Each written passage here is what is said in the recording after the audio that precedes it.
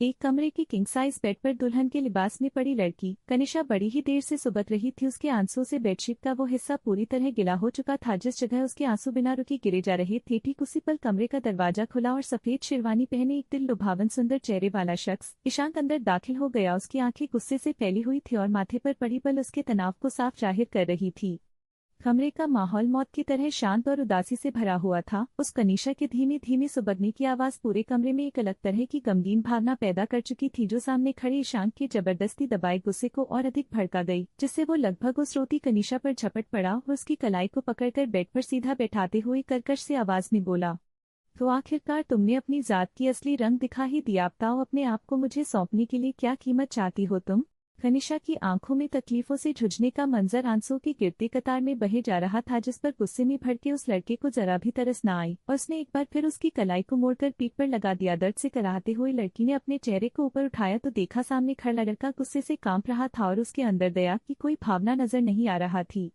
दुल्हन के लिबास में बिलकती कनिशा का मेकअप पूरी तरह बिगड़ा हुआ था। उसके काजल आंखों के चारों ओर पसर चुके थे। होंठों पर दर्द की आग के अलावा कोई सुर्खी नजर नहीं आ रही थी। बालों को देखकर ऐसा लग रहा था जैसे न जाने कब से उसने उसमें कंघी ना किया था। उसके लबों से सिसकी भरने के अलावा जब कोई आवाज ना निकली तो लड़के ने उसके जबड़े को अपने दूसरे हाथ से पकड़कर दबाना शुरू कर दिया। औरत की हर एक जात की तरह तुम भी सिर्फ पैसों के लिए बिक सकती हो, तो आखिर सुबह से उतना नाटक क्यों किया। मैं कोई नाटक नहीं कर रही थी। रोने के बीच में कनीशा ने टूटे मन से खुद को किसी तरह बोलने पर मजबूर किया, जिस पर ईशांक और अधिक कर्कश और गहरी आवाज में बोला, नाटक नहीं कर रही थी। ऐसा कहते हुए वो हंस पड़ा, लेकिन वो हंसी उसके गुस्से से भी ज्यादा भयानक महसूस हो रही थी। हालांकि जब उसने अपनी हंसी खत्म की वो एक बार फिर गंभीरता के उसी हाव भाव में लौट आया और अगले ही पल उसके जबड़े को छोड़ते हुए कहने लगा, मेरे पास इतना वक्त नहीं कि मैं तुम पर इसे बर्बाद करूं, इसलिए अपनी कीमत बोलो और मुझसे साल भर के लिए शादी करो, वो भी सिर्फ विक्रम को दिखाने के लिए। उसके बाद मैं तुम्हें आजाद कर दूंगा, लेकिन तब तक तुम मेरे साथ मेरे घर में मेरी पत्नी बनके रहोगी।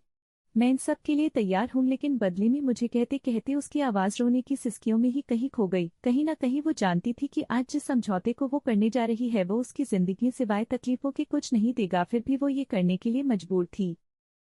अगर वो उससे पैसे ना लेती तो उसके डैड सड़क पर आ जाते और ऐसा भी हो सकता था कि उन्हें कुछ सालों के लिए जेल भी जाना पड़ता। इसलिए उसने खुद को मेंटली स्ट्रॉक किया और कांपती आवाज में अपनी बात रख दी, मैं चाहती हूँ कि आप मेरे डैड की कंपनी के शेयर्स खरीदकर उन्हें वापस कर देंगे और उनका टैक्स भी पे कर देंगे। इसके बाद आप जो कुछ चाहे मैं करूंगी, प्लीज मेरे डैड की हेल्प कर दें।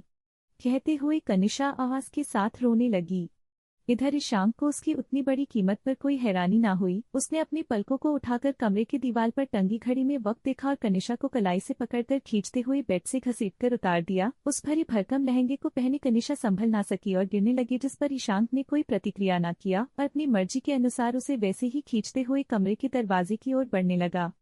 हालांकि दरवाजे तक पहुंचते पहुंचते उसे ना जाने क्या याद आया, लेकिन वो रुक गया। उसने कनिशा की कलाई छोड़ दी और कमरे से ही लगे हुए चेंजिंग रूम की ओर बढ़ गया। कमरे और चेंजिंग रूम के बीच एक बड़ा सा कांच का दरवाजा था, जिसमें से इंसान के शरीर का अक्ष तो दिखाई देता था पर कुछ भी साफ नजर नहीं आ रहा था। चूंकि कनिशा पहले ही हारे हुए मन से ईशांक देव सिंह जैसे घमंडी लड़के से शादी के लिए तैयार हुई थी, इसलिए उसे पलके उठाने तक की हिम्मत नहीं हो रही थी। कुछ समय बाद ईशांक अपने हाथों में एक चेक लिए चेंजिंग रूम से बाहर निकला और फर्श पर एक ओर गिरे अपनी दुल्हन के चुन्नी को उठा लिया।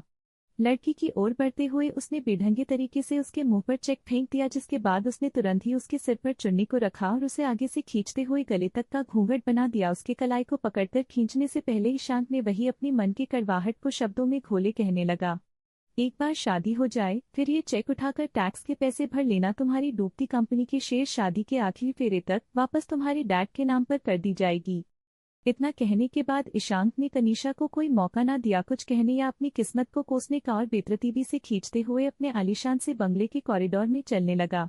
लहंगे और घूंघट की वजह से कनिशा कहाँ कदम रख रही थी उसे खुद भी पता नहीं चल पा रहा था। वो बस अपने पूरे शरीर पर एक प्रबल खिंचाव महसूस करते हुए लगभग दौड़ रही थी। इस बीच कई बार उसके पैर लहंगे में फंस रहे थे, पर वो गिरते पड़ते चलने के अलावा कर भी क्या सकती थी। अभी से ठीक 18 घंटे पहले वो एक अनजाने में किए गए साइन की वजह से ईशांक देव सिंह जैसे अभिमानी और मतलबी इंसान की लीगल पत्नी बन चुकी थी। फिर भी ईशांक क्यों उससे फेरे लेना चाहता था, इस बात का उसके पास कोई जवाब नहीं था। अपने ही सोच में उलझे उसे ये तक खबर ना लगी कि वो कब सीढ़ियों तक खींच ली गई थी, जिसके कारण जैसे ही ईशांक ने उसे सीढ़ी से उतारा उसका बैलेंस बुरी तरह बिगड़ गया और वो अपने ही पैरों में उलझकर ईशांक की पीठ पर गिर गई। उसके गिरने से ईशांक अपनी जगह पर रुक गया और उसके उठने का इंतजार करने लगा। हालांकि 2 बार उसके पीठ पर फिसलने के बाद आखिरकार कनिशा सीधा खड़ा हुई, जिसके अगले पल में ही ईशांक ने उसे दोबारा खींचना शुरू कर दिया।